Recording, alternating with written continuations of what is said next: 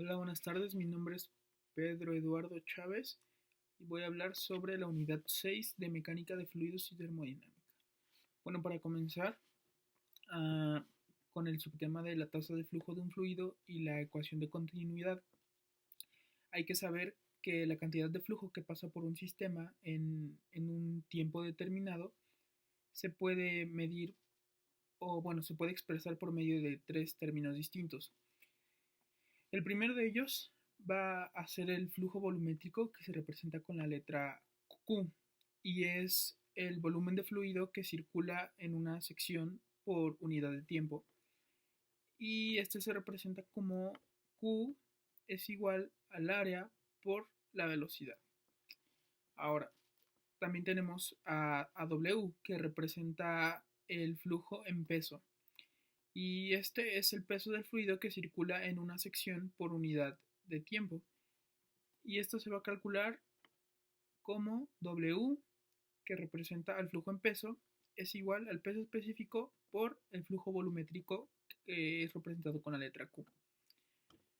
Y también tenemos al flujo másico, este es representado por la letra M, y esta es la cantidad de masa que circula en una sección por unidad de tiempo.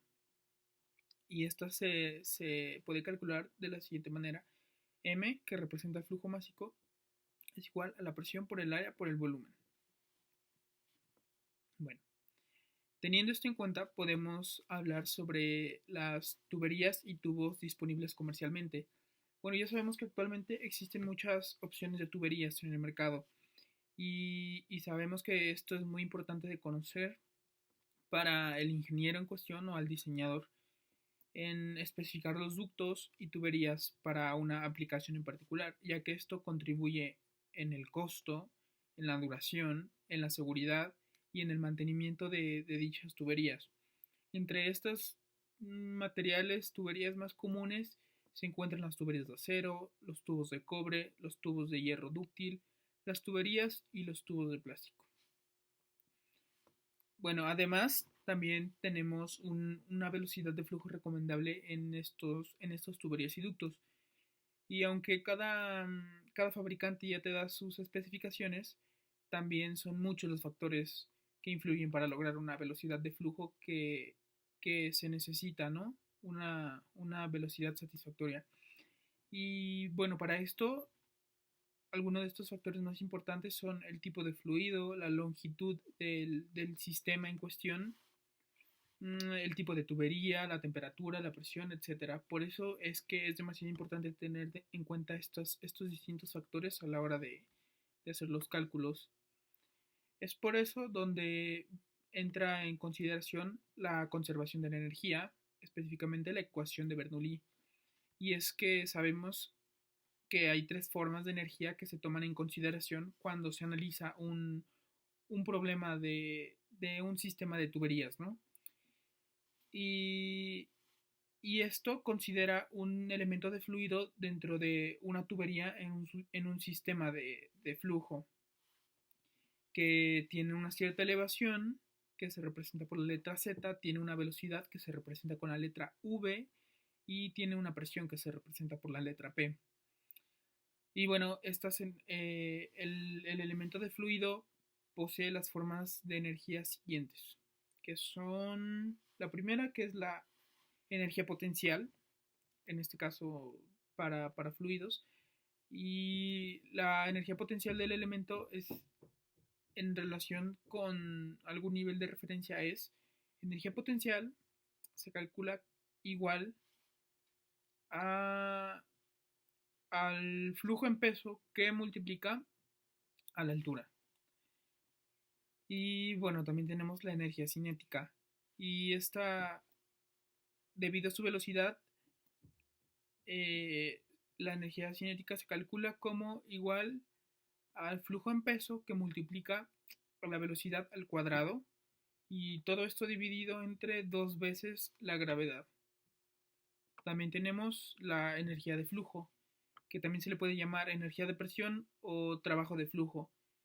Y esta representa la cantidad de trabajo necesario para mover el elemento del fluido a través de cierta sección contra la presión. Esta se representa como energía de flujo o EF solamente y va a ser igual a, al flujo en peso que multiplica la presión dividida entre su peso específico. Y bueno, ahora la interpretación de la ecuación de Bernoulli. Sabemos que cada término de esta ecuación resulta de dividir una expresión de la energía entre el peso de un elemento del fluido. Por consiguiente, tenemos la definición de que cada término de la ecuación de Bernoulli es una forma de la energía que posee el fluido por unidad de peso del fluido que se mueve en el sistema. Y debido a que cada término de la ecuación de Bernoulli representa una altura, eh, esta ayuda a visualizar la relación entre los tres tipos de energía conforme el fluido se mueve del punto 1 al 2. Y bueno, sin embargo, esta ecuación también tiene restricciones, ¿no? Y las más destacables son cuatro. La primera es que solamente es válida para fluidos incompresibles. Es decir, esto porque se supone que el peso específico del fluido es el mismo en las dos secciones de interés, A y B.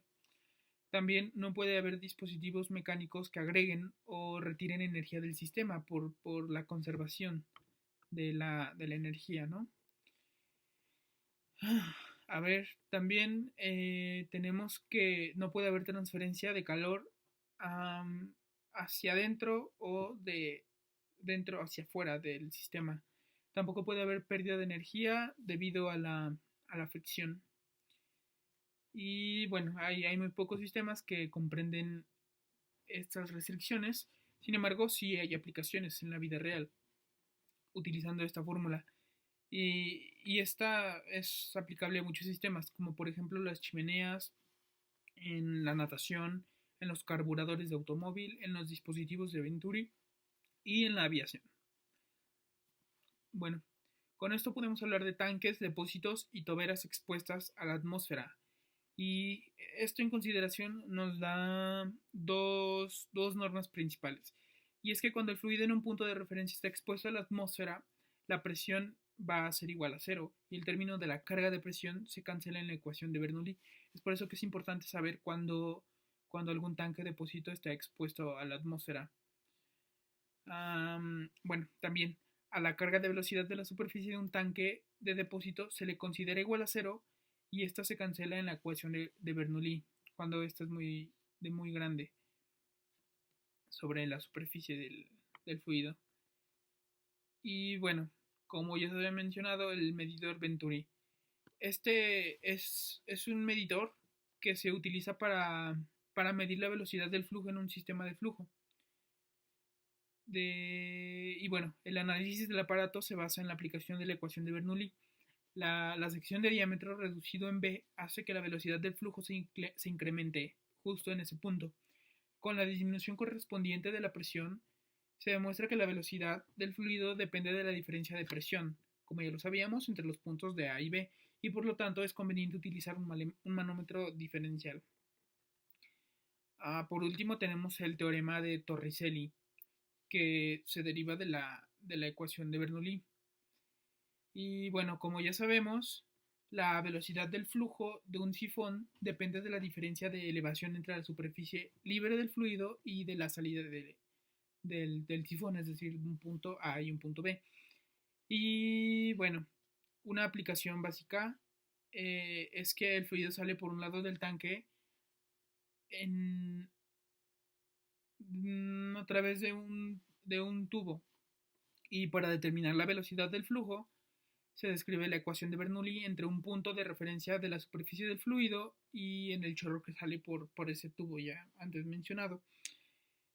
Y este teorema nos queda, después del desarrollo del problema, nos queda como que la velocidad final, bueno, la velocidad del tubo por donde sale, es decir, la velocidad del punto B, va a ser igual a la raíz cuadrada de 2 veces gravedad por la altura.